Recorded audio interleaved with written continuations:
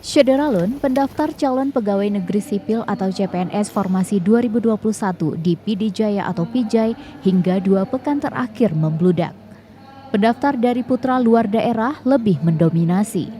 Kepala Badan Kepegawaian Sumber Daya Manusia atau BKSDM Pijai, Helmi Saputra SSTP MSI, kepada serabinews.com Sabtu 17 Juli 2021 mengatakan, secara keseluruhan jumlah pendaftar CPNS Formasi 2021 yang telah mendaftar secara online sebanyak 8.424 orang.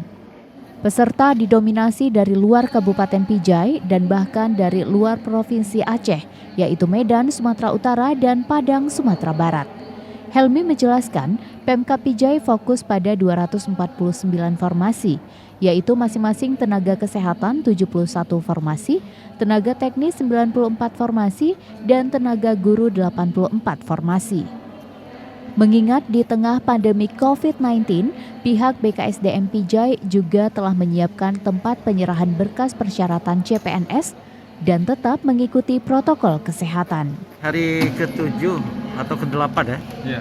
Ini sejauh ini perkembangan pendaftar CPNS Formasi 2021 gimana nih?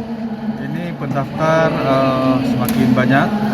Kita tetap mengarahkan protokol kesehatan, juga kita sampaikan petugas dari tim gugus dan juga pihak keamanan. Jadi ada kendala? Tidak ada. Ada yang ini hak-haknya itu terjamin? Alhamdulillah haknya terjamin, semua peserta kita layani, cuman mohon bersabar dan juga mematuhi protokol kesehatan COVID. Kapan berakhir? Kita akan tutup pendaftaran nanti tanggal 23. Jadi nanti kita sudah tempelkan pengumuman dan juga di website, jadi para pelamar untuk memantau website dan juga membaca pengumuman dari panitia. Oke. Apa harapan dan himbauan pada peserta pelamar nih?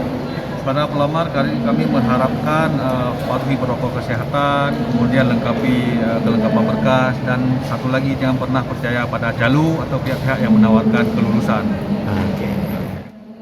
Dari Merdu, Idris Ismail, Serambi On TV.